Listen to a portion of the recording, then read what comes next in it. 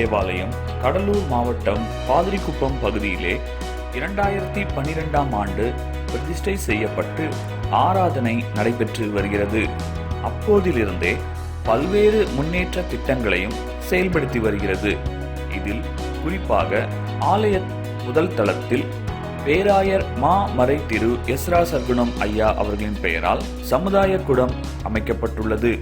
நமது திருச்சபையின் மூலம் வேத வசனங்களை விதைத்து ஆத்தும அறுவடையும் செய்யப்பட்டு வருகிறது. அதன் பலனாக ஞானஸ்நானம் கொடுக்கப்பட்டு மக்கள் சபையில் சேர்க்கப்படுகின்றார்கள். ஆலயம் அமைந்துள்ள கிராமத்தை சுற்றியுள்ள ஏழை எளிய மாணவ மாணவிகளுக்கு கிரேஸ் லேர்னிங் சென்டர் மூலமாக பயிற்சி வகுப்புகள் நடைபெற்று வருகிறது. சிறு பிள்ளைகளுக்கான ஞாயிறு பள்ளி சண்டே கிளாஸ் நடத்தப்படுகிறது. பாடல் பயிற்சி மற்றும் துதி பாடல் ஆராதனைகள் நடத்தப்பட்டு வருகிறது. கொரோனா ஊரடங்கு காலங்களிலே அத்தியாவசிய பொருட்கள் சபை விசுவாசிகளுக்கு மட்டும் அல்லாது பிற மக்களுக்கும் வழங்கப்பட்டது. இந்த காலங்களில் பல மிஷனரி ஊழியர்களுக்கும் தேவையான உதவிகள் செய்யப்பட்டது. அனுதினமும் காலை ஜெபம் ஆலயத்தில் நடைபெற்று வருகிறது. இந்த ஜெபத்தின் மூலம் பலவிதமான ஆசீர்வாதங்களை நாம் பெற்று வருகிறோம். அதில் ஒன்று, ஆலய விஸ்தரிப்புக்காக பின்புறமாக உள்ள நிலத்தை வாங்கியுள்ளது. இப்பொழுது ஆலயத்தை விஸ்தரிக்க வேண்டும், ஆலய முகப்பில் ஆலய மணி கோபுரம் எழுப்ப வேண்டும், போதகர் இல்லம் கட்ட வேண்டும் என திட்டமிடப்பட்டுள்ளது. இதற்கான தேவைகளுக்காக நாம் ஜெபிப்போம், பங்கு பெறுவோம், பங்களிப்போம். பிரியமானவர்களே, உங்கள் அனைவரையும் ECI திருச்சபை பாதிரிக்குப்பம் மகிமையின் தேவாலயத்திற்கு வந்து கிறிஸ்துவின் மகிமையும் ஜெப வல்லமையின் அனுபவத்தையும் பெற்றுக்கொள்ள அன்புடன் அழைக்கிறோம். ஆண்டவர் உங்களை ஆசீர்வதிப்பாராக.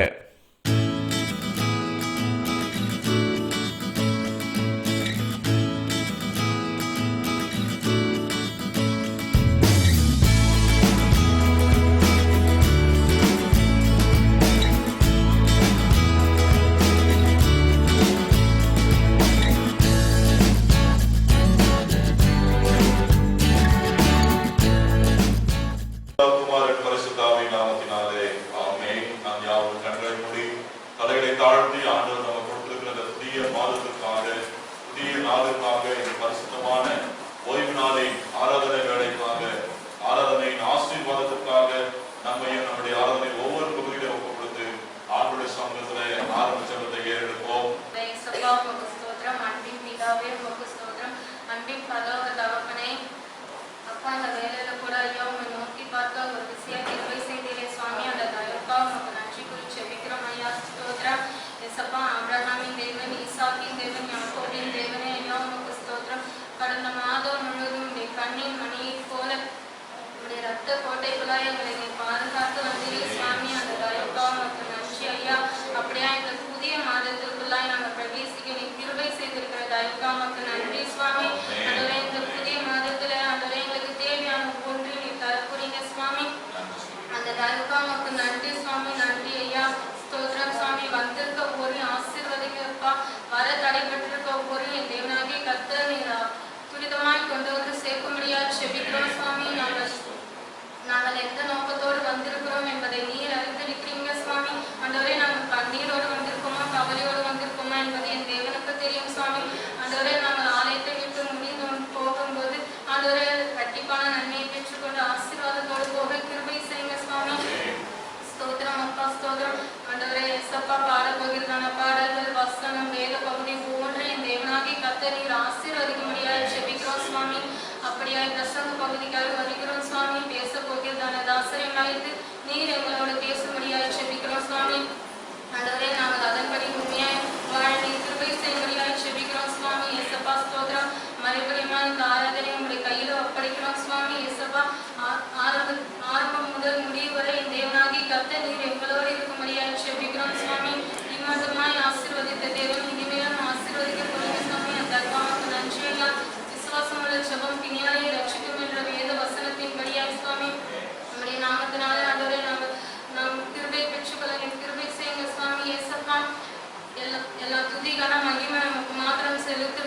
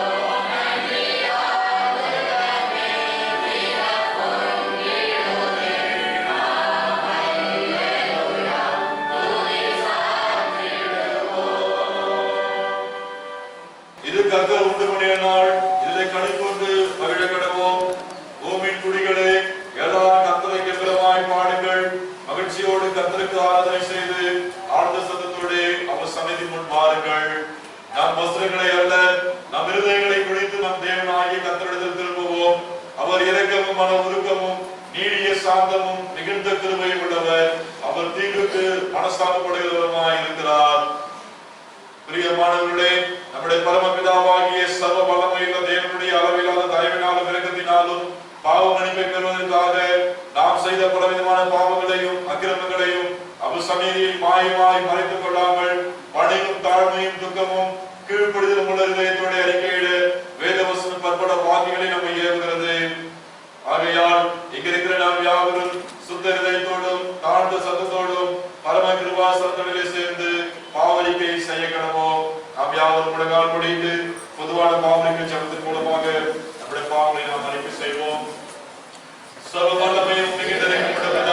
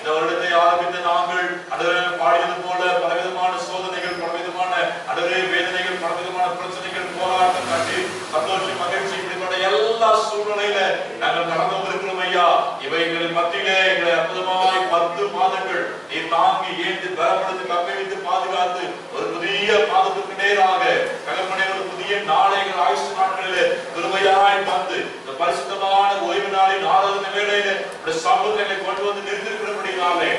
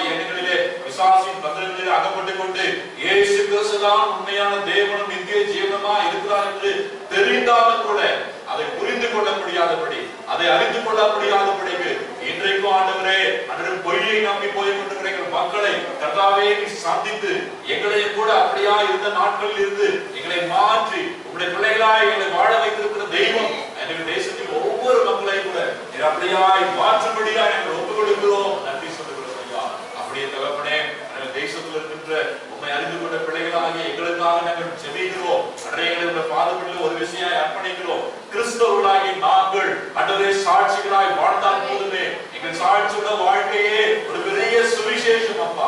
அதுவே தேசத்தை உங்களுடைய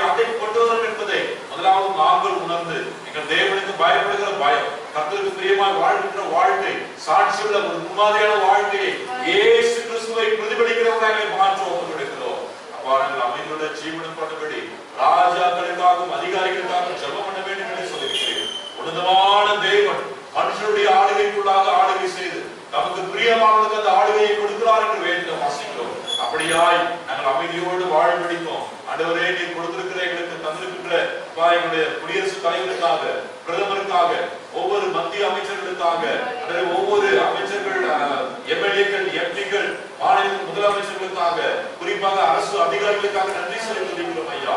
இவையெல்லாம் நம்பி தகப்பனே, நீர் இவ்வளவு பெரிய தேசத்தை கொடுத்திருக்கிறேன், அதை உணரக்கூடிய இருதயத்தை தாரும். அப்படிப்பட்ட அந்த அதிகாரத்தையும் அந்த பதவிகளையும் வைத்து மக்களுக்கு நல்லதை செய்யக்கூடிய, குறிப்பாக ஆண்டவரே நடுத்தர மக்களும் அடித்தட்டு மக்களும் முன்னேற்றத்திற்காக பாடுபட அப்படிப்பட்ட ஒரு தியாக உணர்வை கற்றுத் தரும்படியாய் ஜெபிக்கிறோம். எல்லாருக்கும் நல்ல சுகபலனாக இருந்தாலும் முதலாவது இவர்கள் ரட்சிக்கப்பட தெரியும் சாமி, நீங்க தான் உண்மையான தெய்வம் தெரியும் அப்பா. ஆனாலும் தங்களுடைய அரசியல் லாபத்திற்காக, தங்களுடைய சுய லாபத்திற்காக அவற்றையெல்லாம் மறைத்து வேறு வேலைகள் தெரிந்து கொண்டு தேசத்தை பாழாக்கி கொண்டிருக்கிறார்களே, கர்த்தர் சந்திக்கும்படியாக நன்றி சொல்லுகிறோம் அப்பா. குறிப்பாக எங்கள் தமிழகத்திற்காக, எங்கள் தமிழகத்தின் முதலமைச்சர்கள், அமைச்சர்களுக்காக, ஒவ்வொரு எம்எல்ஏக்களுக்காக, அன்றைக்கு இருக்கிற ஒவ்வொரு அரசியல் தலைவர்களுக்காக, பஞ்சாயத்து தலைவருக்காக, அதன் வார்டு மெம்பர்ஸ்க்காக, கவுன்சிலர்களுக்காக, ஒன்றிய கவுன்சிலருக்காக, நகராட்சி கமிஷனர்களுக்காக, இப்படி பல நிலைகளில் இருக்கின்ற ஒவ்வொருக்காக நினைக்கிறோம். இந்த பதவிக்கு வரதே அதுவே இதுல கிடைக்கின்ற அந்த சுகத்தை அனுபவிக்கவும் அது ஊழல் செய்யவும் நிறைய பேர் இருக்கிறாங்கப்பா. இதையெல்லாம் மாற்றும்படியா, இந்த சாவு கேட்டை ஒழிக்கும்படியா குறிப்பாக தகப்பனே, இந்த நாளிலே அதே எங்களோடு கூட இருந்து இப்பொழுது பிரிந்து இந்த உலகத்தை விட்டு பிரிந்து வந்திருக்கிற எங்களுடைய வேளாண் துறை அமைச்சர் துறை கண்ணாவுக்காக செபிக்கிறோம். அவர்கள் விட்டு சென்றிருக்கிற குடும்பத்தின் பிள்ளைகளுக்காக, உறவி மக்களுக்காக, அவர் சார்ந்த துறைக்காக, ஒவ்வொரு அவருடைய நண்பர்களுக்காக செபிக்கிறோம். எல்லாருக்கும் ஆறுதலையும் தேர்தலையும் தாரு சாமி.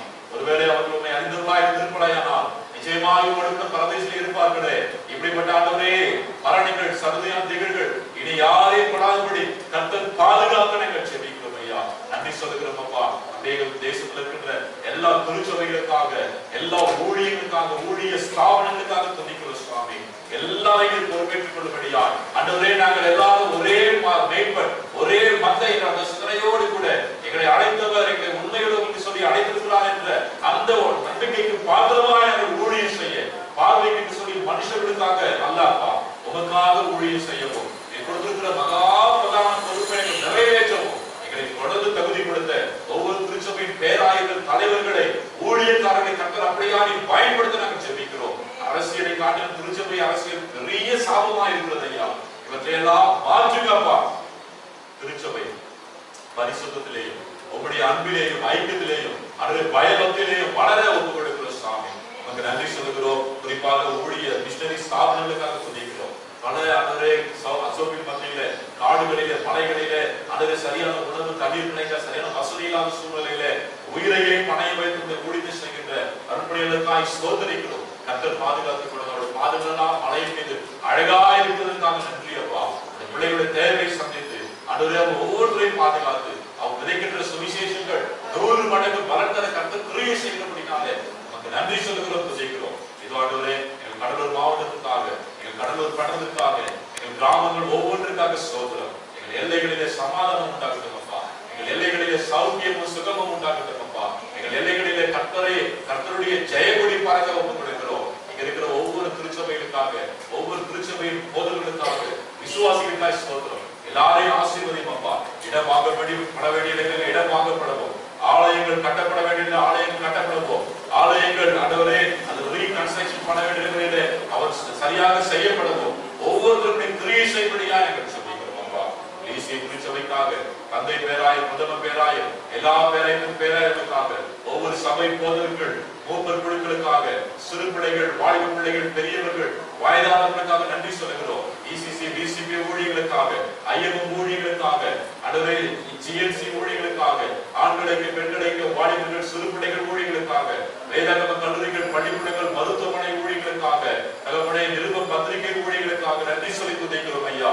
எல்லா ஊழியத்தின் மூலமாக எங்களை நம்பி கொடுத்திருக்கிற நூற்றாண்டு தரிசனமாகிய 1,00,000 திருச்சபைகள் 1 கோடி ஆத்துமாக்களை நோக்கி தொடர்ந்து நாங்கள் பிரயாணம் செய்ய கர்த்தர் கிருபை செய்யும்படியாய் ஒப்புக் கொடுக்கிறோம். பாதிக்கப்பட்ட திருச்சபை போதகர், மூப்பர், காசாளர், நிர்வாக குழு உறுப்பினர்கள், ஒவ்வொரு சிறு பிள்ளைகள், வாலிப பிள்ளைகள், பெரியவர்கள், எங்கள் திருச்சபைக்கு வயதான பெற்றோர்கள் எல்லாரையும் தாழ்த்தி அர்ப்பணிக்கிறோம். எங்களுக்குடைய திட்டங்களையும் தீர்மானங்களையும் தந்திருக்கிற சுவாமி, குறிப்பாக ஆலயத்தின் விரிவாக்கத்திற்காக செபிக்கிறோம் ஐயா. அன்றே 1 லட்சம் தரக்கூடிய 50 பேரை கர்த்தர் ஆயத்தம் பண்ணி வைத்திருக்கிறோம். உமக்கு ஸ்தோத்திரம் அப்பா. உம்முடைய நேரம் வருகிற பொழுது நாங்கள் முன்பக்கம் அணிகோகிறோம். ஆலய விரிவாக்கம் போதனைகள் கட்ட நீர் கிருபை செய்ய போகிறபடி நாளை நன்றியோடு துதிக்கிறோம். எங்களை தகுதியுள்ளவர்களாய் மாற்ற அர்ப்பணிக்கிறோம் சுவாமி. தொடர்ந்து அந்த திருச்சபை ஒவ்வொரு ஊழியர்களையும் மகிமைப்படும். உம்முடைய நாமம் மாத்திரம் உயரணும். தொடர்ந்து ஆராதனையில் கிரியை செய்வீராக. உம்முடைய பிரசன்னத்தை நாங்கள் உணர அனுபவிக்கின்றோம். இயேசு சாமி மூலமாய் எங்களை தாழ்த்தி அர்ப்பணித்து செபிக்கிறோம். எங்கள் ஜீவனுள்ள நல்ல பிதாவே, ஆமென். கர்த்தருடைய ஜெபத்தை எல்லாரும் சேர்ந்து சொல்லுவோம். பரமண்டலத்தில் இருக்கிற எங்கள் பிதாவே, என் நாமம் பரிசுத்தப்படுவதாக.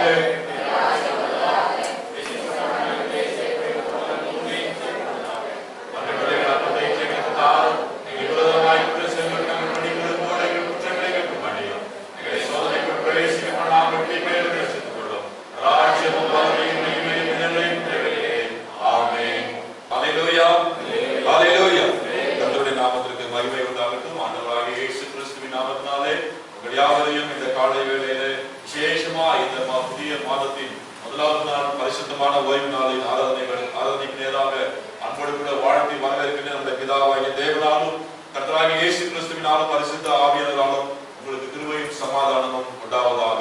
ஆண்டவருக்கு மகிமை உண்டாகட்டும். இப்பொழுது நாம் வேத பகுதியை வாசிக்க கேட்கலாம். சங்கீதம் 144வது சங்கீதம், வசனங்கள் 1 to 5 முடிய நாம் வாசிக்க கேட்போம்.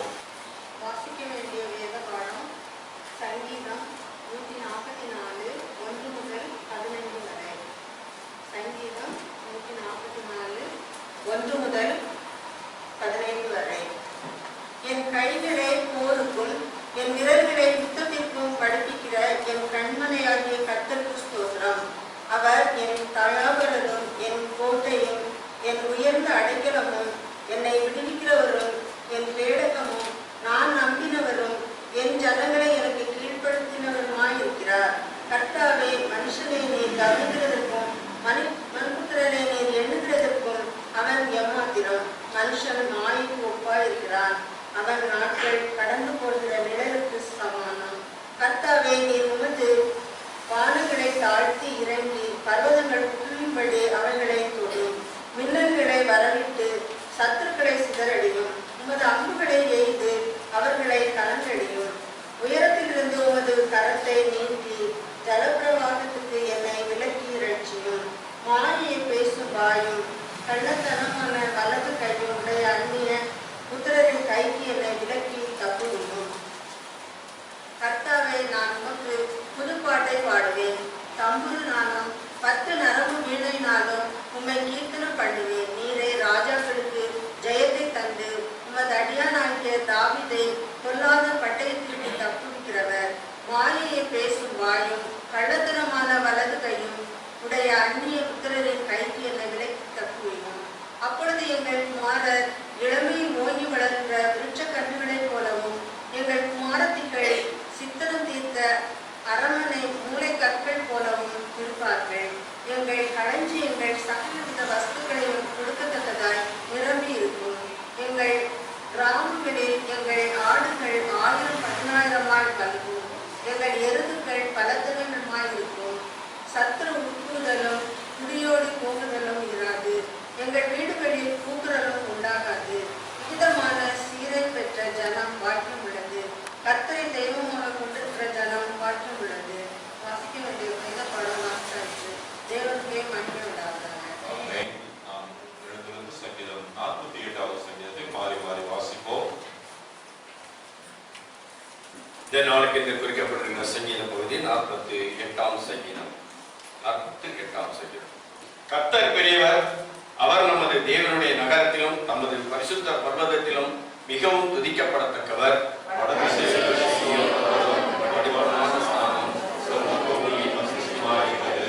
அதுவே அதன் அரண்மனைகளில் தேவன் உயர்ந்த அடைக்கலமாக அறியப்பட்டிருக்கிறார். ராஜாக்கள் கூடிக்கொண்டு அவர்கள் அதை கண்டபோது பிரமித்து கலங்கி விரைந்து ஓடினார்கள். வேதனைப்படுகிற ஸ்திரீயை போல கீழ்காற்றினால் தர்ஷீஷின் கப்பல்களை நீ உடைக்கிறீர்.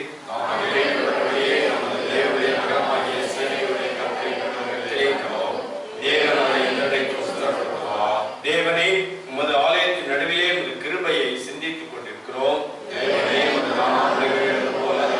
புகழ்ச்சியும் பூமியின் கடையாளர்கள் பரியந்தமும் விளங்குகிறது. உமது வலதுகரம் நீதியாக இருக்கிறது. உம்முடைய நியாய தீர்ப்புகளை நிமித்தம் சீயோன் பர்வதம் மகிழ்வதாக, யூதாவின் குமாரத்திகள் களி கூறுவார்களாக. பின்வரும் சந்ததிக்கு நீங்கள் விவரிப்பதற்காக அதில் அலங்கத்தை கவனித்து அதன் அரண்மனைகளை உற்று பாருங்கள்.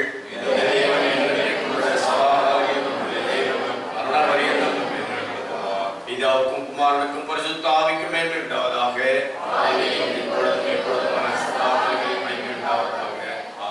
நாம் இந்த வருடங்களுடைய விசுவாச பிரமாணத்தை அறிக்கை செய்வோம். வானத்தையும் பூமியையும் படைத்த சர்வவல்லமை பிதாவாகிய தேவனை விசுவாசிக்கிறேன். அவருடைய குமாரனாகிய நாதரே இயேசு கிறிஸ்துவை விசுவாசிக்கிறேன். அவர் பரிசுத்த ஆவியினாலே கன்னிகையிலிருந்து பிறந்தார்.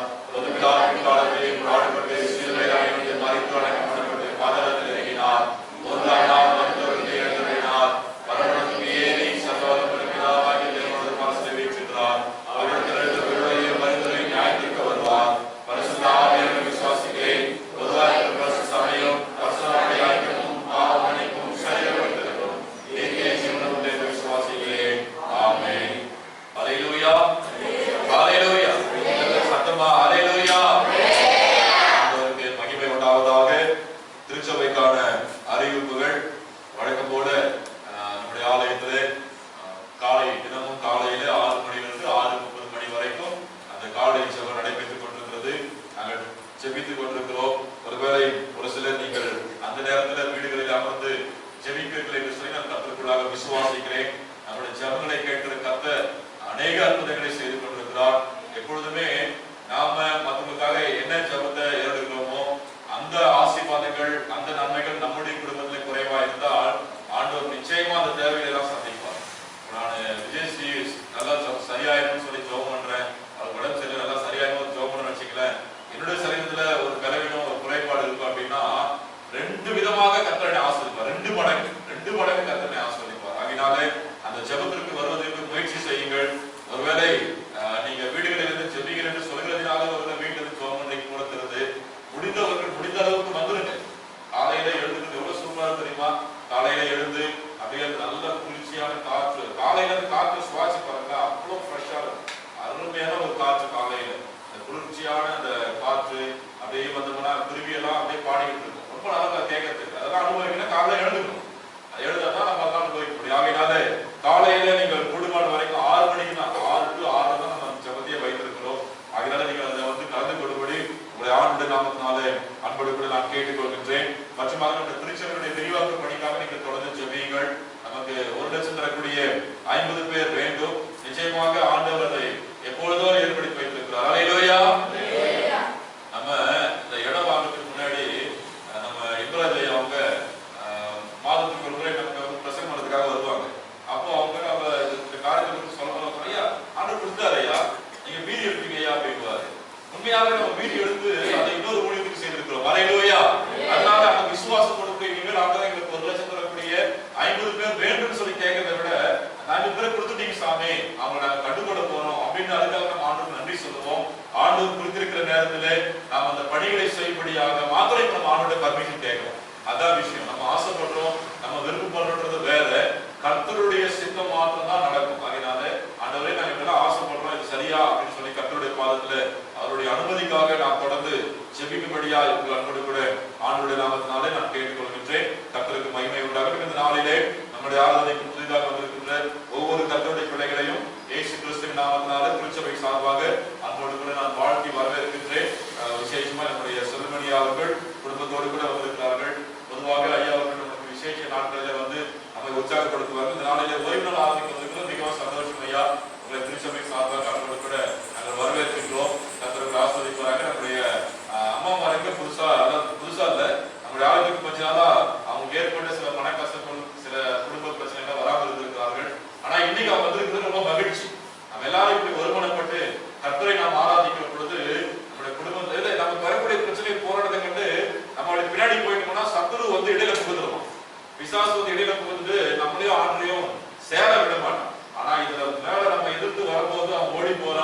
ஆண்டவர் நம்மை ஆசீர்வதிக்கிறார். தொடர்ந்து நாம் ஆலயத்துல வந்து ஆண்டவரை மகிமைப்படுத்துவோம். கர்த்தர் நம்முடைய குடும்பங்கள் ஒவ்வொன்றையும் நிச்சயமாய் ஆசீர்வதிப்பார். அல்லேலூயா. கர்த்தருக்கு மகிமை உண்டாகட்டும். இந்த வாரத்திலே பிறந்த நாள் காண்கின்ற, திருமண நாள் காண்கின்ற கர்த்தருடைய பிள்ளைகளை ஆண்டவருடைய நாமத்தினால நம்ம திருச்சபை சார்பாக வாழ்த்துகின்றோம். இன்று 1/11/2020 இன்று பிறந்தநாள் காண்கின்ற திருமதி ரைசா ஜெனிஃபர் அவர்களையும், வருகின்ற 2ஆம் தேதி நாளைக்கு பிறந்தநாள் காண்கின்ற திருமதி மேரி சவுந்தரம் அம்மா அவர்களையும் இயேசு கிறிஸ்துவின் நாமத்தினால திருச்சபை சார்பாக வாழ்த்துகின்றோம். இன்று 7ஆம் தேதி திருமண நாள் காண்கின்ற திரு ஆபிரகாம் செல்வகுமார், திருமதி திரேசா ஆபிரகாம் தம்பதியினரை இயேசு கிறிஸ்துவின் நாமத்தினால திருச்சபை சார்பாக வாழ்த்துகின்றோம். பிறந்தநாள் காண்கின்ற, திருமண நாள் காண்கின்ற பிள்ளைகளை கர்த்தர் ஆசீர்வதிப்பாராக. ஆண்டவருக்கு மகிமை உண்டாகட்டும். இப்பொழுது நாம் நம்முடைய பேராயத்திலிருந்து வந்திருக்கிறதான ஜெப குறிப்புகளுக்காக நாம் எழுந்திருந்து ஜெபிப்போம். அப்படியே அந்த ஜெபம் முடிந்த பிற்பாடு நாம் புதிய ஆராதனைக்கு நேராக நாம் கடந்து போகலாம். நாம் யாவரும் எழுந்திருந்து இந்த பிறந்த நாள் காண்கின்ற, திருமண நாள் காண்கின்ற பிள்ளைகளுக்காகவும் பேராயத்திலிருந்து நமக்கு கொடுக்கப்பட்டிருக்கிற ஜெப குறிப்புகளுக்காக நாம் ஜெபிப்போம். விசேஷமாக நம்முடைய தந்தை பேராயருக்காக, அவருடைய சுகத்துக்காக ஜெபிக்கிறோம். கர்த்தர் நாமே ஒரு புது பலத்தை கொடுக்க வேண்டும். நன்றி ஆண்டவரே, இந்த நல்ல நாளுக்காக நாங்கள் துதிக்கிறோம், ஸ்தோத்திரிக்கிறோம். ஸ்தோத்திரம், ஸ்தோத்திரம், ஸ்தோத்திரம். தேவனே, நீர் பெரியவராக இருப்பதற்காக நாங்கள் மகிமைப்படுத்துகிறோம் சுவாமி. ஆண்டவரே, எங்கள் வாழ்க்கையில நீர் ஒவ்வொரு நாளும் இடைப்பட்டுக் கொண்டு இருப்பதற்காக நாங்கள் துதிக்கிறோம், ஸ்தோத்திரிக்கிறோம்.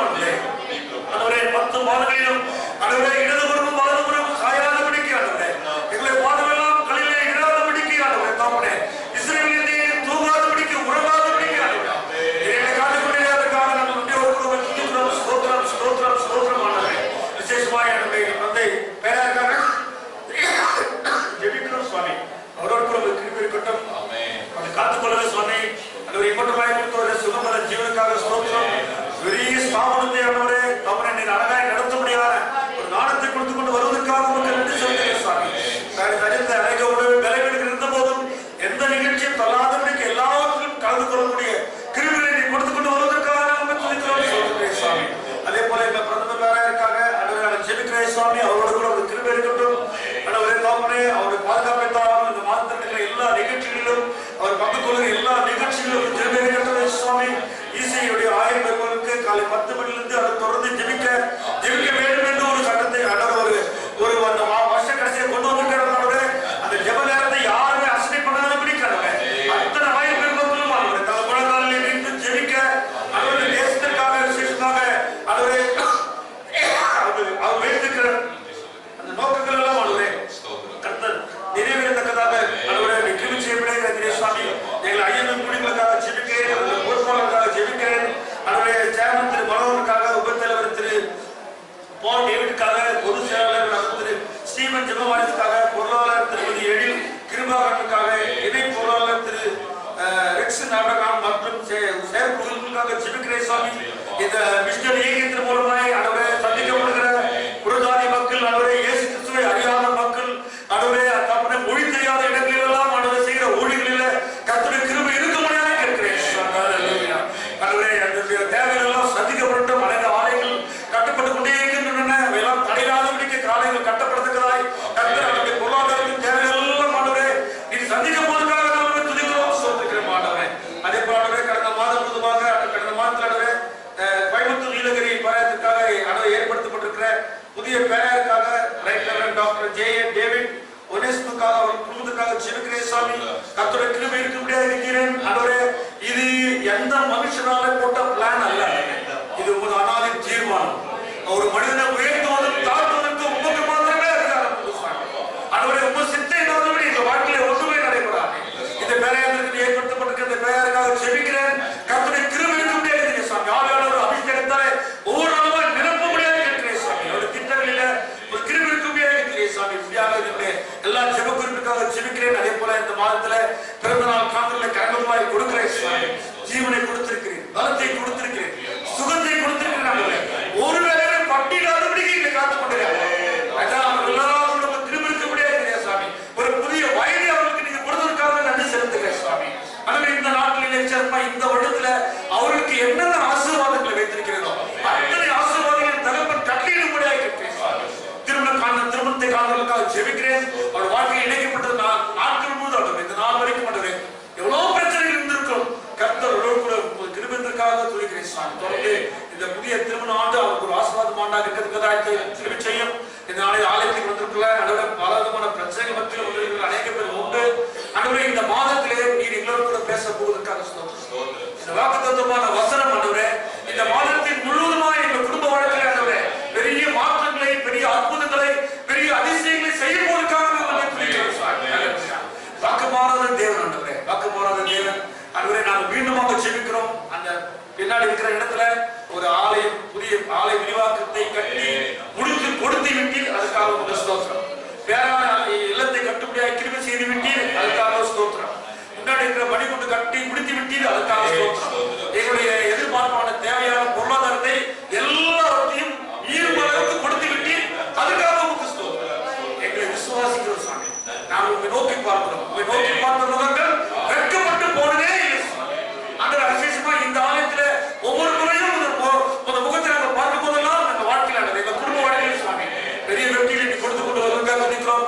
கடலூர் பகுதியில் ஒரு எழுப்புதலை இந்த ஆலயத்தின் மூலமாக என் தகப்பை உருவாக்க போவதற்காக துதிக்கிறேன் சார். கிருபைக்கு வாய்ப்பில் ஒப்பு கொடுக்கிறோம். தொடர்ந்து ஜெப நேரத்திலும் வேத அலுவலக வார்த்தைகளை கேட்கும் போதும் அலுவலகத்தை நாங்கள் துதிக்கும் போதும் எங்களோடு இடைப்படுவதாக கேட்கிறேன். ஆசீர்வதியும் இயேசு மூலம் ஜெபிக்கிற நல்ல பிதாவே, ஆமென். ஆமென். கர்த்தருடைய ஜெபத்தை கேட்டபடி கர்த்தரை ஸ்தோத்திரிப்போம். ஸ்தோத்திரம், ஸ்தோத்திரம், ஸ்தோத்திரம், ஸ்தோத்திரம். அப்படியே நாம் ஆண்டவரை கொஞ்ச நேரம் ஆராதிப்போம். 10 மாதங்களே நம்ம அற்புதமாய் கடக்க பண்ணின தெய்வம் ஒரு புதிய மாதத்துக்கு மேலாக நம்மை கொண்டு வந்திருக்கிறாரே. நமக்கு ஒரு சேதம் இல்லாதபடி அன்றைக்கு தானியேலையும் அவருடைய நண்பர்களையும் சிங்கத்திலே கொண்டு போய் போட்டாங்க. ஆனா ஒரு சேதம் இல்லாதபடி கர்த்தர் அவர்களை கொண்டு வந்தார். அதே போல அக்கினியில கொண்டு போய் போட்டாங்க. அந்த நெருப்புடைய அந்த புகையினுடைய அந்த வாசனை கூட வராதபடி கர்த்தர் பாதுகாத்தார். பாருங்க, நாம் கூட அப்படி அக்னி போன்ற சோதனைகள், பிரச்சனைகள், உபத்திரவங்கள், கடன்பாரங்கள், குடும்பத்தில் சண்டை சச்சரவு, சமாதான கேடுகள், இவை எல்லாவற்றையும் மத்தியில் கடந்து வந்திருக்கிறோம். ஒன்று நம்மை ஒன்றும் பண்ணாதபடிக்கு இன்றைக்கு ஜீவனோடும் பலத்தோடும் சுகத்தோடும் இந்த 11வது மாதத்தை காணும்படியாக ஆண்டவர் நம்மை கொண்டு வந்திருக்கிறபடினாலே நம்ம எல்லாரும் ஆண்டவரை ஸ்தோத்திரம் பண்ணுவோம். யாரும் சும்மா இருக்க வேண்டாம். எல்லாரும் ஸ்தோத்திரம் சொல்லுவோம். ஸ்தோத்திரம், ஸ்தோத்திரம், ஸ்தோத்திரம், ஸ்தோத்திரம், ஸ்தோத்திரம், ஸ்தோத்திரம், ஸ்தோத்திரம், ஸ்தோத்திரம். சத்தத்தை உயர்த்தி சொல்லுவோம். ஹல்லேலூயா, ஹல்லேலூயா. நன்றி தகப்பனே, நன்றி, நன்றி, நன்றி, நன்றி, நன்றி, நன்றி, நன்றி, நன்றி ராஜா. ஆண்டவரே, இந்த 10 மாதங்கள் எங்களை ஒரு குறையில்லாமல் நடத்தினீரே. உமக்கு நன்றி ஆண்டவரே. எங்களுக்கு மூன்று வேளையும் ஆண்டவரே பசியாக உணவு கொடுத்தீரே. உங்களை நாங்கள் துதிக்கிறோம் ஐயா. எங்களுக்கு நல்ல குடிப்பதற்கு தண்ணீர் கொடுத்தீரே. நாங்கள் உங்களை ஸ்தோத்திரிக்கிறோம் ஆண்டவரே. நாங்கள் சுவாசிப்பதற்கு எங்களுக்கு நல்ல ஆண்டவரே காப்போடுகளை கொடுத்தீரே. நாங்கள் உங்களை துதிக்கிறோம் சாமி. ஆண்டவரே, உங்களை ஒரு பெரிய மாநிலம் இல்லாமல் கூட நாங்கள் இந்த பணியிலோ வெயிலோ உதவி பண்ணுவதற்கு ஒரு வீட்டை தந்திருக்கீங்களே. நாங்கள் உங்களை ஸ்தோத்திரிக்கிறோம், துதிக்கிறோம் ஐயா. எங்களுக்கு நல்ல பெற்றோர்களை தந்திருக்கிறீரே. எங்களுக்கு நல்ல தாத்தா பாட்டியை தந்திருக்கிறீரே. எங்களுக்கு நல்ல பிள்ளைகளை தந்திருக்கிறீரே. எங்களுக்கு நல்ல உடன்பிறப்புகளை தந்திருக்கிறீரே. எங்களுக்கு நல்ல நண்பர்களை, நல்ல திருச்சபையை, நல்ல ஊழியத்தை, இப்படி நல்லதையே இந்த 10 மாதங்கள் முழுவதும் செய்தீரே. உமக்கு நாங்கள் எப்படி சாமி நன்றி சொல்ல முடியும்? எப்படி தகப்பனே நாங்கள் உம்மை துதிக்க முடியும் ஐயா? ஆனாலும் செய்த நன்மைகளுக்காக, நீர் பாராட்டிய கிருபைகளுக்காக, எங்களை பாதுகாத்ததற்காக, எங்கள் குறைகளை நிறைவாக்குவதற்காக, எங்களை சுகமாக்குவதற்காக ஆண்டவரே, உம்மை நன்றியோடு துதிக்கிறோம் ஐயா. நாங்கள் கூப்பிடப்படுவதெல்லாம் எங்களுடைய கூக்குரலை கேட்டு எங்களுக்கு மாற்றம் உண்டு. நாங்கள் யாரெல்லாம் கூப்பிட்டோமோ அவங்க எல்லாருக்கும் நன்மை செய்தீரே. துதிக்கிறோம், துதிக்கிறோம், துதிக்கிறோம் ஐயா.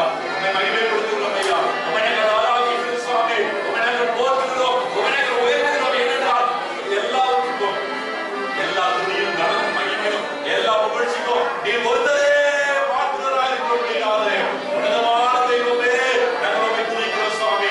வானமிருந்து சிங்காசனம், பூமியிலிருந்து பாதப்படி என்று சொல்லி இந்த பாதப்படியிலே நாங்கள் உம்மை ஆராதிக்கும்படியாக, உம்மை தொழுது கொள்ளும்படியாக எங்களுக்கு கொடுத்த கிருபைக்காக நன்றியோடு உம்மை துதிக்கிறோம், ஸ்தோத்திரிக்கிறோம் ஐயா. எங்களுடைய கேடகமும், எங்கள் மகாபலி அடைக்கலமும், எங்கள் துருகமும், நாங்கள் நம்பியிருக்கிறவர்களாய் இந்த அற்புதமாய் இந்த 10 மாதங்கள் நடத்தி ஒரு புதிய மாதத்தை காண செய்த உம்முடைய கிருபைக்காக ஸ்தோத்திரம் அப்பா. எங்களுடைய பலன் அல்ல சுவாமி, எங்களுடைய எதிர்ப்பு சக்தி அல்ல அப்பா, எங்களுடைய ஞானம் அல்ல, எங்களுடைய சம்பாத்தியம் அல்ல, நாங்கள் ஒன்றே சுவாமி. நம்மளே இந்த வாசகத்தை கூட எங்களை நீ நினைக்கிறதற்கும், எங்களை நீ கவனிக்கிறதற்கும், எங்களை நீ விசாரிக்கிறதற்கும் நாங்கள் ஏமாத்திரம் ஐயா. ஆனாலும் ஒவ்வொரு நாளும் காலைதோறும் புதிதாக முடிவில்லாதபடி இறக்கும் எங்களை அற்புதமாய் நடத்தி வந்ததற்காக துதிக்கிறோம். ரட்சகராய், கண்மலையாய், கோட்டையாய், துருகமாய், நாங்கள் எப்பொழுதும் வந்தெடுக்கிறவருமாய், எங்களை நல்ல மேய்ப்பனாய் நடத்தி வந்தே ஸ்தோத்திரம். அபிஷேகத்தின் ஆவியானவராய், வல்லமையின் ஆவியானவராய், ஞானத்தின் கனத்தின் ஆவியானவராய், அனுரைகளை ஒவ்வொரு நாளும் எங்கள் மீது கண்ணை வைத்து ஆலோசனை கொடுத்து எங்களை அற்புதமாய் போதித்து நடத்தி நம்முடைய கிருபைக்காக ஸ்தோத்திரம், ஸ்தோத்திரம் ஐயா. நன்றியோடு துதிக்கிறோம். உங்களுடைய ஆலயத்துல எங்களை கொண்டு வந்து நிறுத்தினீரே, உம்மை நாங்கள் ஆராதிக்கவும், உம்மை ஸ்தோத்திரிக்கவும், உம்மை மகிமைப்படுத்தவும், எங்கள் வாயிலிருந்து வரக்கூடிய துதியில பிரியப்படுகிற தெய்வமே, உமக்கு ஸ்தோத்திரம் ஐயா. நீ தொடர்ந்து மகிமைப்படுவீராக. உமக்கு நன்றி அப்பா.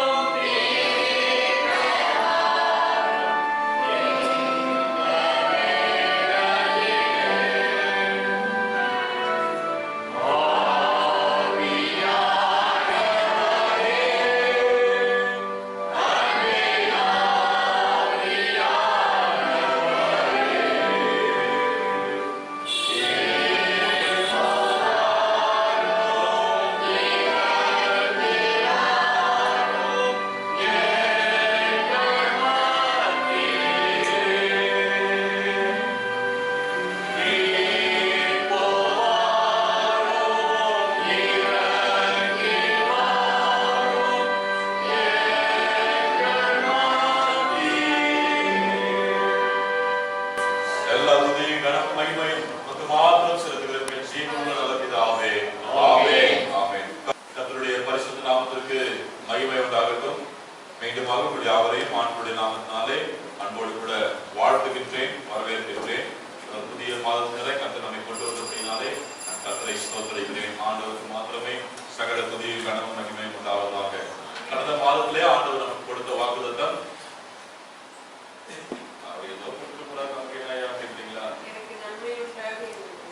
என் தேவனே எனக்கு நன்மை உண்டாக என்னை நினைத்தருளும்.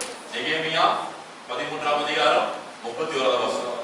என் தேவனே எனக்கு நன்மை உண்டாக என்னை நினைத்தருளும் என்று சொல்லி விண்ணப்பம் பண்ணினான் என்ற ஒரு வாக்குத்தத்தத்தை ஆண்டவர் நமக்கு கொடுத்திருந்தார்.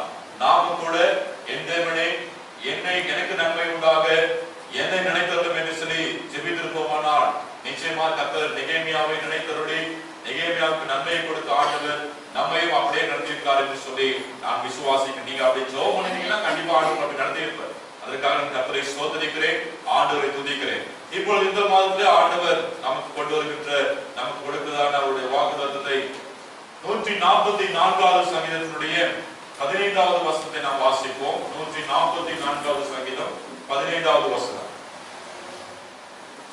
இவ்விதமான சீரை பெற்ற ஜனம் பாக்கியம் உள்ளது, கர்த்தரை தெய்வமாக கொண்டிருக்கிற ஜனம் பாக்கியம் உள்ளது. அல்லேலூயா. கர்த்தரை தெய்வமாக கொண்டிருக்கிற ஜனம் பாக்கியம் உள்ளது என்று சொல்லி நாம் இந்த வேத வசனத்திலே வாசிக்கிறோம். உண்மையாகவே ஆண்டவரை ஆராதிக்க ஆண்டவருடைய பிள்ளைகளாக இருக்கிற நாம் பாக்கியவான்கள். ஆண்டவர் நம்முடைய தெய்வமா இருக்கிறார், நாம் பாக்கியவான்கள். இயேசு கிறிஸ்து அவர் நேற்றும் இன்றும் என்றும் மாறாதவர். நம்மை நோக்கி கூப்பிடுகிற யாவருடைய கூப்பிடுதலை கேட்டு அவர் பதில் கொடுக்கிற தெய்வம். நம்மோடு கூட பேசுகிற கர்த்தர். நாம் சொல்லுகிற பொழுது அதை கவனித்து அவர் சொல்றதை நம்ம கேட்கிறோமோ இல்லையோ, ஆனா நம்ம சொல்றப்போ நம்ம சொல்றதை அவர் கவனித்து கேட்கிற ஆண்டவர். அப்படியே பார்த்து கொண்டிருக்கிற கர்த்தர் நம் மீது எப்பொழுதும் நினைவாகவும் கவனமாகவும் இருக்கிறார் என்று சொல்லி அவரை குறித்து வேதம் சொல்கிறது. இப்படி உண்மை உள்ள உயிருள்ள ஆண்டவரை நாம் தெய்வமாய் கொண்டிருக்கின்றோம். அல்லேலூயா. இதை விட பெரிய ஆசீர்வாதம் நமக்கு வேற என்ன வேணும்? அவர் நம்ம கூட இருந்தார்னா, அவர் நம்முடைய தெய்வமா இருந்தார்னா, நம்முடைய தலைவரா இருந்தார்னா, நம்முடைய எல்லாவற்றிலும் எல்லாமா இருந்தார்னாக்கா அந்த விட ஒரு பெரிய ஆசீர்வாதம் நமக்கு கிடையாது. ஏன்னா அவருக்கு கொடுக்கறதுதான் மற்ற ஆசீர்வாதம் எல்லாம். அவரே நமக்கு தெய்வமா இருக்கிறார் அப்படின்னா இதுக்கு மேல என்ன ஆசீர்வாதம் நமக்கு வேணும்? அல்லேலூயா. நம்முடைய தெய்வமா இருக்க அவர் விரும்புகின்றார். ஆனால் நாம் அவரை நம்முடைய தெய்வமா ஏற்றுக்கொண்டிருக்கிறோமா, அல்லது நாம் அவரை நம்முடைய தெய்வமா ஏற்றுக்கொண்டு அவரை அவரோடு கூட நாம் வாழ்ந்து கொண்டிருக்கிறோமா என்று யோசித்து பார்த்து இந்த வேளையில ஆண்டவர் நம்மை அழைக்கின்றார். கர்த்தரை தெய்வமாக கொண்டிருக்கிற ஜனம் பாக்கியம் உள்ளது என்று சொல்லி நாம் வேதத்தில் வாசிக்கிறோம். ஆங்கிலத்திலே happy the people whom shows such a blessing for, happy the people whose God is the Lord, happy the people whose God is the Lord. ஆண்டவரை தெய்வமாய் கொண்டிருக்கிற ஜனம் அது பாக்கியம் உள்ளது என்று சொல்லி வேதத்தில் வாசிக்கிறது. சங்கீதத்தை குறித்து நாம் பார்க்கின்ற பொழுது இது ஆண்டவருடைய கேர், ஆண்டவருடைய விசாரணையிலே கவனிப்பிலே சந்தோஷப்படுகின்றதான மகிழ்ச்சி அடைகின்றதான ஒரு சங்கீதம் என்று சொல்லி இதை குறித்து நாம் வாசிக்கின்றோம். ஆண்டவருடைய அந்த கவனிப்பு அவருடைய விசாரிப்பிலே நாம் சந்தோஷப்படக்கூடிய ஒரு சங்கீதம் என்று சொல்லி இதை குறித்து எழுதியிருக்கின்றார்கள். இந்த சங்கீதத்துல தாவீது எழுதியிருக்கிறார் என்று சொல்லி நாம் பார்க்கின்றோம். இங்கே அவர் தன்னுடைய வாழ்விலே ஒவ்வொரு நிலைகளிலே கர்த்தர் கொடுக்கின்ற ஆசீர்வாதங்களை நன்மைகளை சுதந்திரித்துக் கொண்டு அவருக்குள்ளாக ஏற்படுகின்ற சந்தோஷத்தையும் மகிழ்ச்சியையும் அவர் வெளிப்படுத்துகிறவராகவும், பல நேரங்களிலே அவருக்குள்ளாக வரக்கூடிய மனசோர்வுகள், அவருக்குள்ளாக வரக்கூடிய பிரச்சனைகள், போராட்டங்களை எல்லாம் அவர் எப்படியெல்லாம் ஃபேஸ் பண்ணார், எப்படி அதை ஓவர் கம் பண்ணார், எப்படி அதை மேற்கொண்டு ஜெயித்தார் என்று சொல்லி எல்லாம் கூட நிறைய சங்கீதங்களை அவர் எழுதியிருக்கின்றார். அவர் தன்னுடைய வாழ்வில் வரக்கூடிய சந்தோஷ துக்கத்தையும் வெளிப்படுத்துகிறார், தன்னுடைய வாழ்வில் ஆண்டவர் கொடுக்கக்கூடிய நன்மைகளையும் வெளிப்படுத்துகிறார். அதன்படியாக ஆண்டவருடைய கவனிப்பு, ஆண்டவரை எப்படியாய் விசாரிக்கிறார் என்று சொல்லி அழகாக இந்த சங்கீதத்தை குறித்து அவர் எழுதியிருப்பதை பார்க்க முடியும். இறுதியாக சொல்லுகின்றார், கர்த்தரை தெய்வமாக கொண்டிருக்கிற ஜனம்தான் பாக்கியப்படுது என்று சொல்லி. ஒருவேளை இன்றைக்கு அந்த பாக்கியம் என்கின்ற வார்த்தைக்கு ஆங்கிலத்துல blessed என்று சொல்லி சொல்லப்படுகின்றது. blessed என்று சொல்லி அந்த ஆசீர்வாதம் என்று சொல்லி நாம் பார்ப்போமானால் a favor or gift bestowed by God, ஆண்டவராலே கொடுக்கப்படக்கூடிய தயவு, ஆண்டவராலே கொடுக்கப்படக்கூடிய ஒரு பரிசு, ஆண்டவராலே கொடுக்கப்படக்கூடிய ஒரு இரக்கம்தான் அந்த பாக்கியம் அல்லது அந்த blessed என்று சொல்லி அதை நாம் பார்க்கிறோம். இதை வேற எந்த மனிதர்களாலும் தர முடியாது. ஆண்டவர் கொடுக்கின்ற தயவு, அது ஆண்டவருடைய தயவு, அது நீடிய வாழ்வு என்று சொல்லி வேதத்தை அதை குறித்து நாம் வாசிக்கின்றோம். ஆண்டவர் கொடுக்கின்ற கிஃப்ட், பரிசு, நம்ம ஒரு கிஃப்ட், ஒரு பரிசு காசு கொடுத்து வாங்குறது அது வேற, யாரோ ஒருத்தர் நமக்கு கொடுக்கிறது வேற. கிஃப்ட்ன்றது அதை நம்ம எக்ஸ்பிரஸ் பண்ணவே முடியாது, அதை நம்ம விவரிக்கவே முடியாது. அது ஆண்டவர் கொடுக்கின்றது மாத்திரம்தான். அதுதான் ஆசீர்வாதம் அல்லது பிளஸட் என்று சொல்லி நாம் அதை குறித்து வாசிக்கின்றோம். அந்த தயவும் அந்த பரிசும் நமக்கு ஆண்டவரிடத்திலிருந்து தான் வருகிறது. அந்த ஆண்டவரிடத்திலிருந்து வரக்கூடிய தயவையும் அந்த கிஃப்டையும் பெற்றுக் கொடுக்கிறவர்கள் தான் ஆசீர்வதிக்கப்பட்டவர் என்று சொல்லி நாம் அவரை குறித்து பார்க்கின்றோம். ஒருவேளை இன்றைக்கு நாம் வீடு, வாசல், வசதி, காரு, பங்களாருக்குள்ள பார்த்து அவங்க கொடுத்து வச்சவங்கப்பா, அவங்க இவ்வளவு ஆசீர்வதிக்கப்பட்டிருக்காங்க அப்படின்னு நினைக்கிறோம். கிடையாது. அது ஒரு புறம் ஆசீர்வாதம் தான்.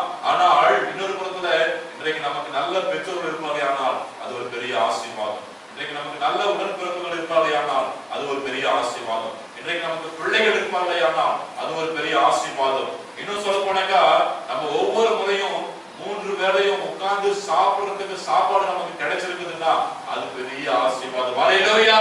இந்த ஆசீர்வாதம் நிறைய பேருக்கு இல்ல தெரியுதா?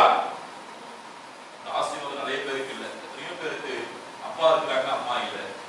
அம்மா இருக்கிறாங்க, அப்பா இல்ல. இன்னொரு சிலருக்கு இருவருமே கிடையாது, உடன்பிறந்தவர்கள் கிடையாது. உடன்பிறந்தவர்கள் இருந்தாலும் கூட அவங்களும் ஒரு பிரயோஜனம் கிடையாது. அல்லது பிள்ளைகள் இல்லாமல் எத்தனையோ பேர் இருக்கிறாங்க, நிறைய பணக்காரர்கள் இருக்கிறார்கள், அந்த அனுபவிக்க பிள்ளைகள் அவங்களுக்கு இல்ல. அவங்க பாத்தீங்கன்னா வெளியில அவங்க ஒரு பெரிய மாடு கட்டி கார்ல போயிட்டு வந்துட்டு இருக்கலாம். ஆனால் பிள்ளைகள் இல்லை என்ற ஒரு பெரிய குறை அவங்களுக்கு ஒவ்வொரு நாளும் ஒவ்வொரு நிமிஷமும் இருந்து கொண்டே இருக்கிறீங்களா?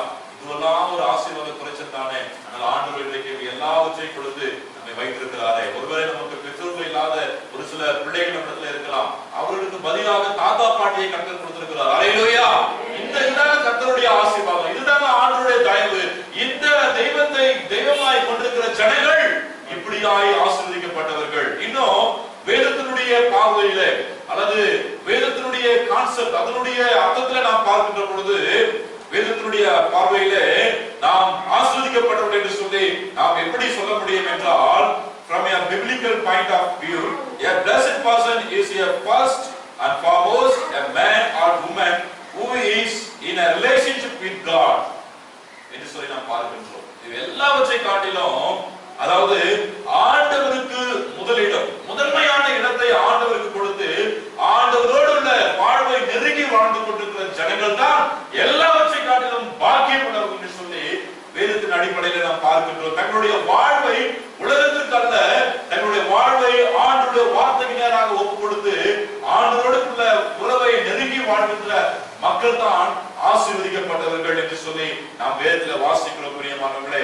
இங்க நாம் பார்க்கின்றோம், கர்த்தரை தெய்வமாய் கொண்ட ஜனம் அது பாக்கியம் உள்ளது என்று சொல்லி நாம் வேதத்தில் வாசிக்கின்றோம். இன்றைக்கு இந்த பாக்கியவான்கள், ஆசீர்வதிக்கப்பட்டவர்கள் எப்படி அப்படின்னு சொல்லி நாம் வேதத்தில் வாசிச்சோம். நிறைய பேர் எப்படியெல்லாம் இருந்தா ஆண்டவருடைய ஆசீர்வாதத்தை அல்லது ஆண்டவரால் பாக்கியவான்கள் என்று சொல்லப்பட்டிருக்கா என்று சொல்லி நாம் பார்க்கும்படி சங்கீதம் 2வது சங்கீதம் 12ஆம் வசனத்திலே அவரை அண்டிக் கொள்கிறவர்கள் பாக்கியவான்கள். those who take refuge in him, அவரை அண்டிக் கொள்கிற எல்லாரும் பாக்கியவான்கள் என்று சொல்லி வாசிக்கிறோம்.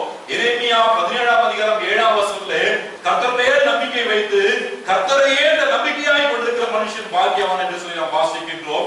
சங்கீதம் 1வது சங்கீதம் 1-2 வசனங்களிலே அது அப்படியே ஆரம்பிக்கிறது. துன்மார்க்கருடைய ஆலோசனை நடவாமல் பாவிக்கு வழி இல்லாமல் அப்படி வந்து கர்த்தருடைய வேதத்திலே இரவும் பகலும் தியானமா இருக்கிற மனுஷன் பாக்கியவான் என்று சொல்லி நாம் வாசிக்கின்றோம். இன்னும் சங்கீதம் 32வது சங்கீதத்துடைய 1வது வசனத்திலே 2ஆம் வசனத்திலே எவருடைய மீறுதல் மன்னிக்கப்பட்டதோ, எவருடைய பாவம் மன்னிக்கப்பட்டதோ, எவருடைய அக்கிரமத்தை கர்த்தர் எண்ணதற்காதோ, எவருடைய ஆவியிலே கபடமில்லாமல் இருக்கிறதோ அவன் பாக்கியவான் என்று சொல்லி நாம் வேதத்தில் வாசிக்கின்றோம். அது மாத்திரமில்லாதபடிக்கு அந்த தேவனுடைய வார்த்தையை கேட்டு அதை கை கொடுக்கிறவர்கள் தான் பாக்கியவான்கள் என்று சொல்லி நாம் வேதத்தின் அடிப்படையில் வாசிக்கின்றோம். மத்தேயு 5ஆம் அதிகாரம் 3ஆம் வசனத்திலிருந்து 10ஆம் வசனம் வரைக்கும் நம்முடைய ஆண்டவர் மலை பிரசங்கத்திலே நின்று அவர் பிரசங்கிக்கின்ற பொழுது ஆவியிலே எளிமையுள்ளவர்கள் பாக்கியவான்கள் என்று சொல்லி அங்கே ஒரு 6-7 பாக்கியவான்களை குறித்து அவர் சொல்லுகிறதை நாம் வாசிக்கப்படுகிறது. பிரியமானவர்களே, யாக்கோபு எழுதின நிருபத்திலே 1ஆம் அதிகாரம் 25வது வசனத்திலே நாம் வாசிக்கின்ற பொழுது நியாயப்பிரமாணத்தின்படி அதை கேட்கிறவர்களாய் மாத்திரமல்ல அதை கிரியை செய்ய ஒப்பு கொடுக்கிறவர்களாய் அந்த ஆண்டவருடைய வார்த்தையை நிலை கொடுக்கிறவர்களாய் அந்த கிரியையை செய்கிறவர்களே பாக்கியவான்கள் என்று சொல்லி நாம் வேதத்தில் வாசிக்கிறோம். வசனம் வரைக்கும் வாசிக்கிற பொழுது ஞானத்தை கண்டடைகிற மனுஷன் பாக்கியவான் என்று சொல்லி நாம் வேதத்தை வாசிக்கிறோம். Blessed is the one who finds wisdom. ஞானத்தை கண்டடைகிற மனுஷன் பாக்கியவான் என்று சொல்லி நாம் வாசிக்கிறோம். இப்படி இந்த ஆசீர்வதிக்கப்பட்டவர்கள், இந்த பாக்கியவான்கள், the blessed persons, இப்படி அவங்க எப்படி இருப்பாங்க, அவங்க எப்படி ஆண்டவர் இருப்பார் என்று சொல்லி நாம் பார்த்திருக்கிறோம். எனக்கு அன்பான கர்த்தருடைய பிள்ளைகளே, இந்த வேத வசனத்தின் அடிப்படையிலே அந்த ஆசீர்வாதத்தை நாம் பெற்றுக்கொள்ள வேண்டும் என்றால், அல்லது கர்த்தர் நம்முடைய தெய்வமாக இருக்க வேண்டும் என்றால், நாம் செய்ய வேண்டிய காரியம் ஒன்று இருக்கிறது பிரியமானவர்களே. பாருங்க, ஒரு தலைவருக்கு பயனா இருந்துட்டாக்கா, இல்ல ஒரு வார்டு மெம்பருக்கு ஒரு அவங்க பயனா இருந்தா, ஒரு அமைச்சருடைய பயனா இருந்தா, அவங்க கூட ஒரு 10-15 பேர் சுத்திக்கிட்டே இருப்பாங்க. அவங்க அப்படியே எப்பா தூக்கி தலையில வச்சு அவங்கள பிரைஸ் புகழ்ந்துகிட்டே இருப்பாங்க. ஆனா ஆண்டவர் நம்முடைய தெய்வமா இருக்கிறாருன்னா நம்ம எவ்வளவு பாக்கியவான்கள், நம்ம எந்த அளவுக்கு தகுதியுள்ளவர்களா இருக்க வேண்டும். அவ்வளோ மகா பரிசுத்தமான ஆண்டவர், அவ்வளோ வல்லமைகளை செய்கின்ற கர்த்தர், அவ்வளோ ஆசீர்வாதம் நமக்கு கொடுக்கிற ஆண்டவருடைய பிள்ளைகளா நம்ம இருக்கணும். அப்படின்னா நம்ம எப்படி இருக்கணும் யோசித்து பார்க்க இந்த காலை வேளையில கர்த்தர் நம்மை அழைக்கின்றார். ஆண்டவருடைய பிள்ளைகளுக்கு அவர் கொடுக்கின்ற சில காரியங்கள் என்னன்னு பார்த்தோம்னா, சங்கீதம் 91:2 சங்கீதத்துல நீரின் அடைக்கலமும் என் கோட்டையும் என் துருகமுமா இருக்கிறேன் என்று சொல்லி வாசிக்கின்றோம். சங்கீதம் 18:2 சங்கீதத்துல ஆண்டவரின் கண்மடையை என் கோட்டை என் ரட்சகர் என்று சொல்லி வாசிக்கின்றோம். அவருடைய உயர்ந்த அடைக்கலம் என்று சொல்லி 59 சங்கீதம் 9 வசனத்துல வாசிக்கிறோம். இப்படியெல்லாம் இருக்கிற பொழுது நம்ம அந்த தெய்வத்தினுடைய பிள்ளைகளா இருக்க வேண்டும் என்றால், அல்லது அந்த தெய்வம் நம்முடைய தெய்வமா இருக்க வேண்டும் என்றால், நாம் செய்ய வேண்டிய ஒரு காரியம் உண்டு. அதைத்தான் சங்கீதம் 144 சங்கீதம் வாசிக்கின்ற அந்த வேத பகுதியுடைய 8வது வசனமும் 12வது வசனமும் சொல்லுகிறது, பொய் பேசும் முதலைகளுக்கு என்னை விலக்கி காத்தருளும், மாயை பேசும் வாய் எனக்கு அந்த விடுதலை தாருங்க சாமின்னு சொல்லி அவர் செவிகளை நாம் பார்க்கின்றோம். சோ ஆண்டவர் நம்முடைய தெய்வமா இருக்க வேண்டும் என்றால், ஆண்டவரால் நாம் ஆசீர்வதிக்கப்பட்டவர்களா இருக்க வேண்டும் என்றால், பொய் பேசுறத முதல்ல நிப்பாடணும். அல்லேலூயா.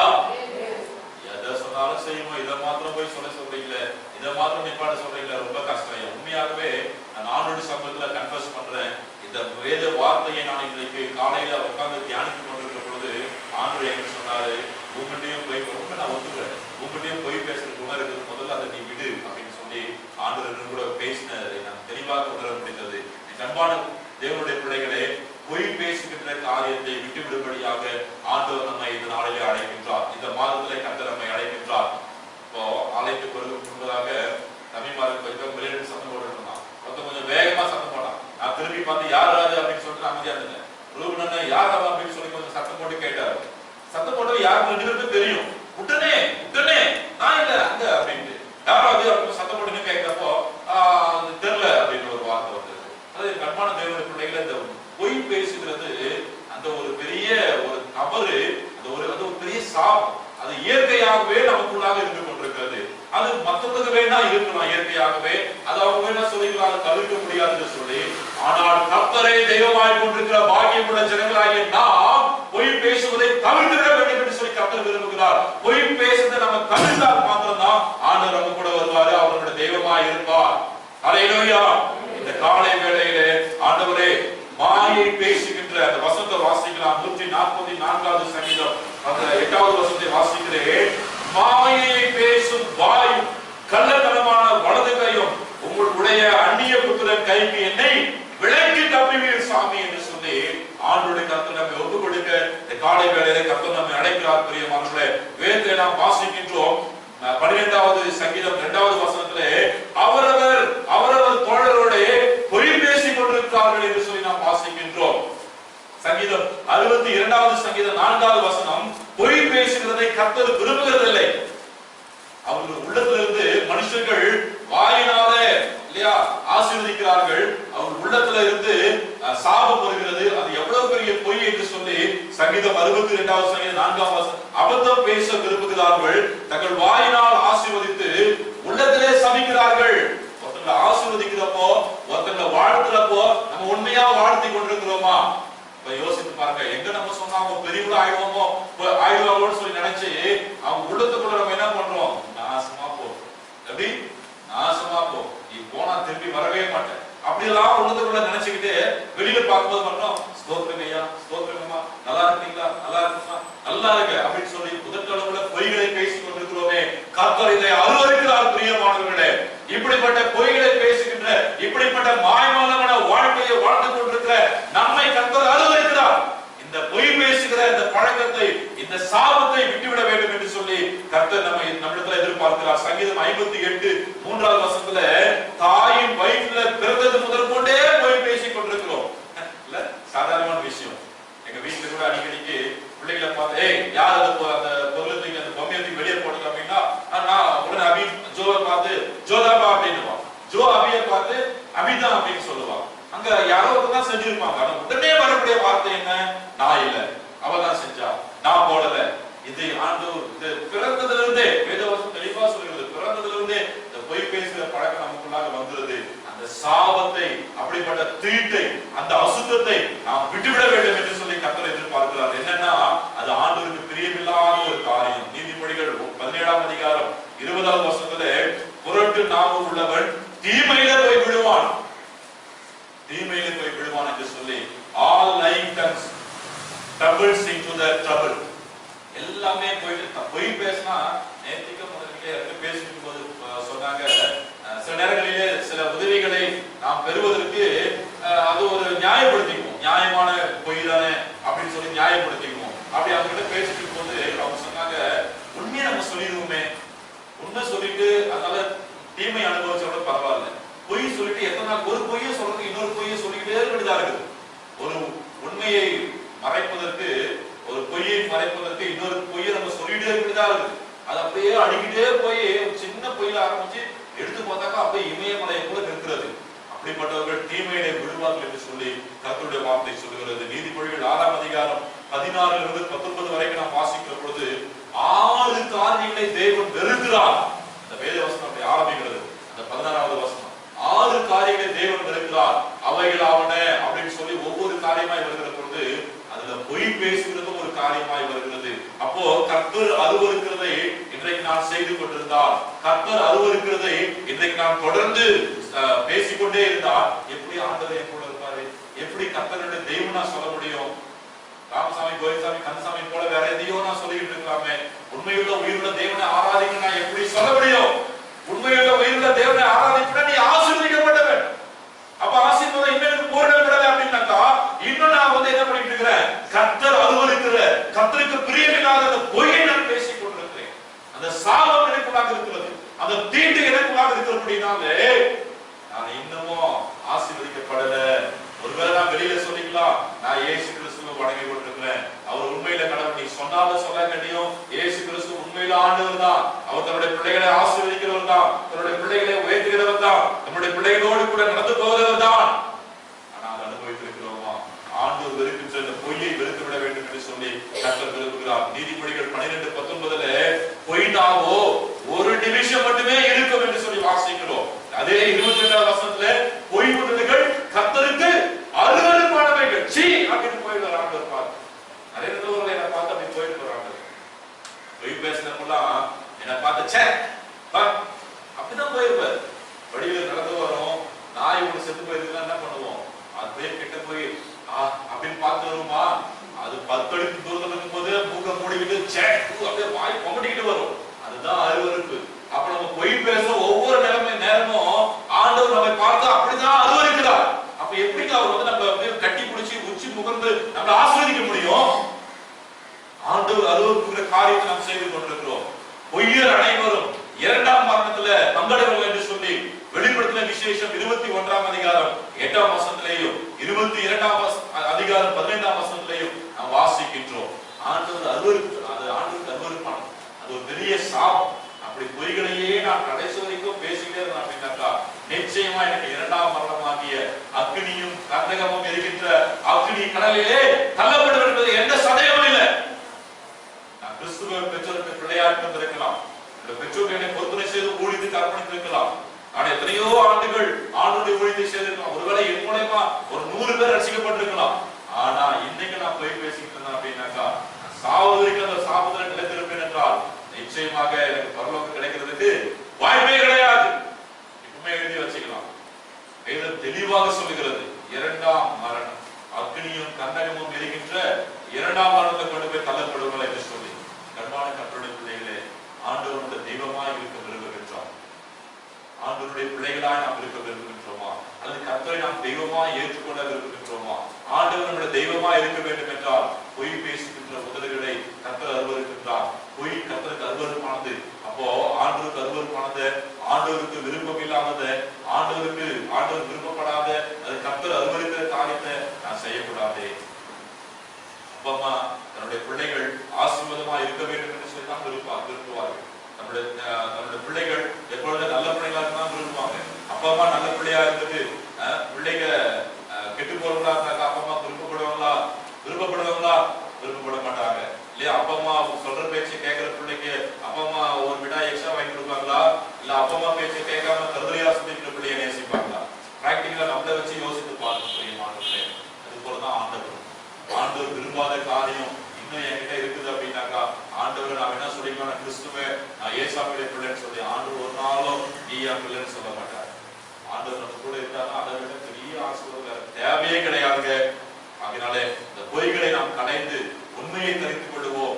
ஆண்டவரை தெய்வமாய் ஏற்றுக்கொள்வோம். இங்க அப்போஸ்தலர் 5ஆம் அதிகாரம் 4ஆம் வசனத்துல அருமையான வார்த்தை, ஒரு அருமையான சம்பவம் அந்த 4ஆம் அதிகாரம் நடக்கிறது. அனனியாவுக்கு சப்ளரை குறித்து நாம் வாசிக்கின்றோம். அந்த நாட்களில் எல்லாரும் சொத்துக்களை விட்டு கொண்டு வந்து ஆலயத்தில் கொடுத்தார்கள். எல்லாரும் பொதுவாய் வைத்து அனுபவித்தார்கள். ஒருத்தருக்கும் ஒன்று குறையில்லை. ஆனால் அனனியாவும் சப்பிராலும் எப்படியோ ஒரு தடுமாறிட்டாங்க.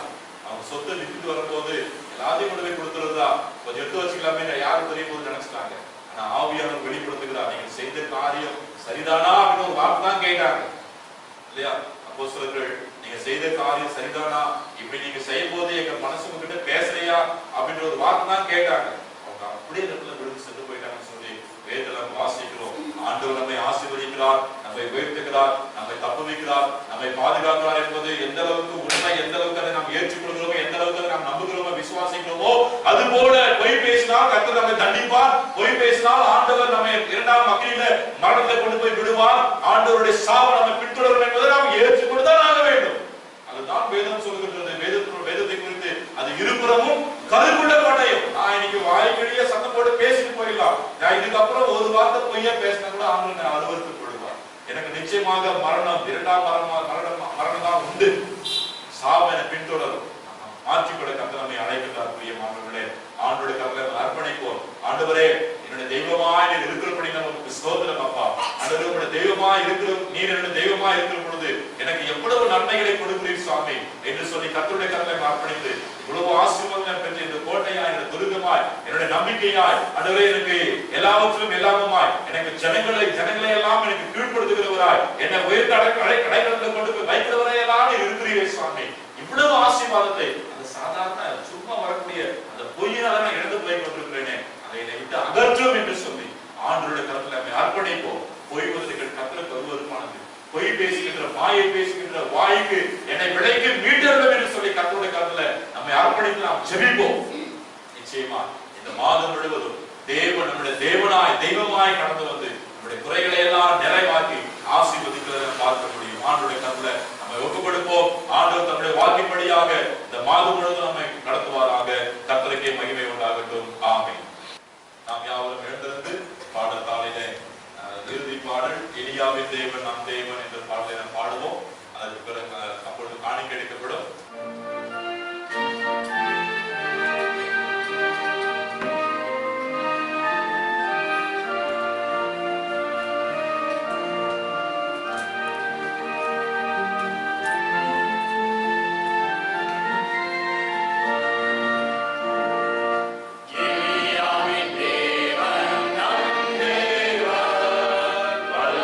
தேவன்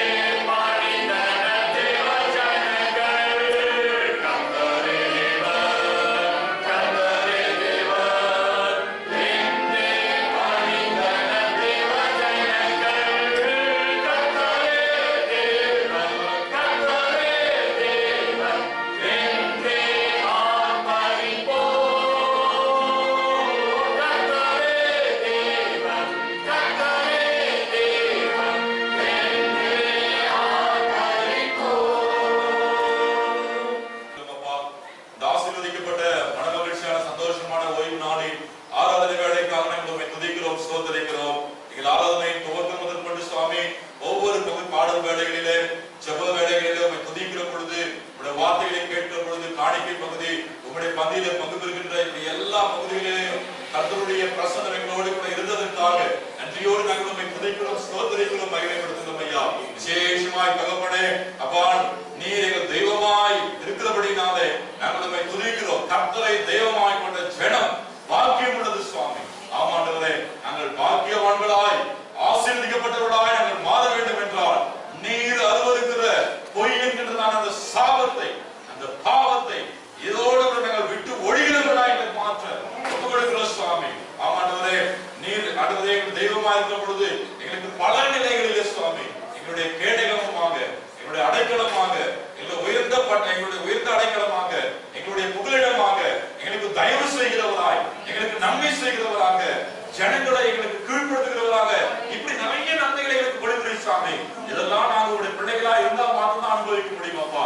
அப்படி என்றால் நாங்களுடைய பிள்ளைகளாய் மாற வேண்டும், நீர் எங்கள் தெய்வமாய் இருக்க வேண்டும், நாங்கள் ஆசீர்வதிக்கப்பட வேண்டும் என்றால் கர்த்தர் அருவருக்கிற பொய்யை நாங்கள் கடைந்து விடவும், அதை விட்டுவிடவும். ஒருவேளை நாங்கள் அந்த பொய் பேசாதன உண்மையே பேசிட்டு இருக்கும் பொழுது எங்களுக்கு நிறைய துன்பங்களும் பிரச்சனைகளும் வரலாம் சாமி. ஆனா இது எல்லாவற்றுக்கும் மத்தியில நீர் எங்களோடு கூட இருப்பீரப்பா. நீர் எங்களோடு கூட இருக்கிற பொழுது ஒரு குறையும் எங்களுக்கு வராது சுவாமி.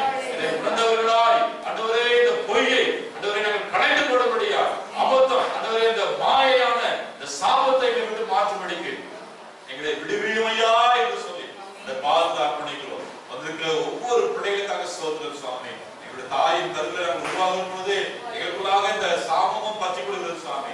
இதை எங்கள் ஒவ்வொருத்தரத்தை எடுத்துக் கொடுப்படியாக ஒப்புக் கொடுக்கிறோம். அதற்கு சிறு பிள்ளைகள், பெரியவர்கள் ஒவ்வொருத்தரையும் கர்த்தர் ஆசீர்வதிப்பீராக அப்பா. இந்த நாளுக்குரிய ஆசீர்வாதத்தினால், இந்த மாதத்திற்குரிய ஆசீர்வாதத்தினால் உடைய பிள்ளைகள் ஒவ்வொருத்தரையும் கர்த்தர் நிறைவேறும்படியாக நாங்கள் ஜெபிக்கிறோம் ஐயா.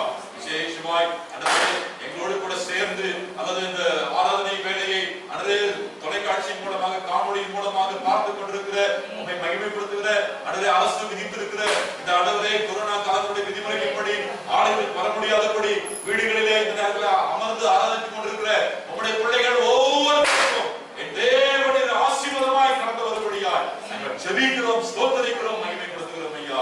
ஆசீர்வதிப்பீராக. உங்களுடைய கரத்தில் கொண்டது ஏராளம் சுவாமி, அதை திரும்ப நாங்கள் உமக்கே கொண்டு வருகிறோம் ஐயா. அது உங்களுடைய ஊழியத்திலே பயன்படுகிற பொழுது வரக்கூடிய எல்லா நன்மைகளும், ஆத்ம ஆதாயங்களும், ஆசீர்வாதங்களும் பிள்ளைகள் ஒவ்வொருத்தருடைய கரங்களின் கிரியைகளில் வந்து படிக்கும்படியா உங்களுடைய பந்தியில பங்கு பெறும்படியா எங்கள் ஒவ்வொருத்தருக்கும் தகுதி கொடுத்தீரே. எங்கள் தகுதி கொடுத்தீரே உங்களுக்கு ஸ்தோத்திரம் அப்பா. நாங்கள் தகுதிகளாய் வாழ கிருபை தரும்படியாய் எங்களை ஒப்புக்கொடுக்கிறோம். ஆசீர்வதிப்பீராக. இயேசு கிறிஸ்துவின் மூலமாய் எங்களை தாழ்த்தி ஒப்புக்கொடுத்து ஜெபிக்கிறோம் எங்கள் ஜீவனுள்ள நல்ல பிதாவே, ஆமென். நம்முடைய கர்த்தராகிய இருக்கிற இயேசு கிறிஸ்துவின் கிருபை, பிதாவாகிய தெய்வத்தின் அன்பு, பரிசுத்த ஆவியுடைய ஐக்கியம், சமாதானம், பாதுகாப்பு, சுகபலன், ஆரோக்கியம், சம்பூர்ணமான வாழ்வும் பலமும் நம் அனைவரோடு கூட ஆண்டவருடைய வருகை மண்டலத்திலிருந்து காத்து நடத்துவதாக. ஆ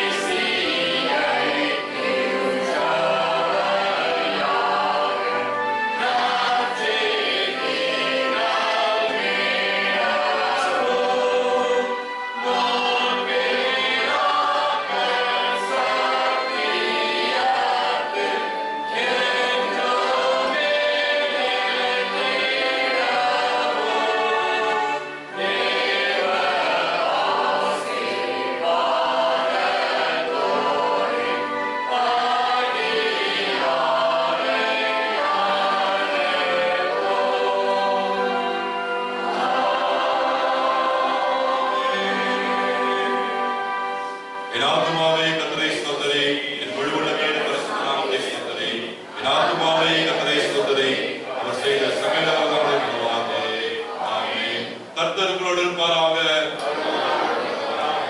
சமாதானத்தோட போக கடவோம். ஹalleluya, ஹalleluya, ஹalleluya. எல்லாருக்கும் ஸ்தோத்திரம். கர்த்தர் உங்களை ஆசீர்வதிப்பாராக.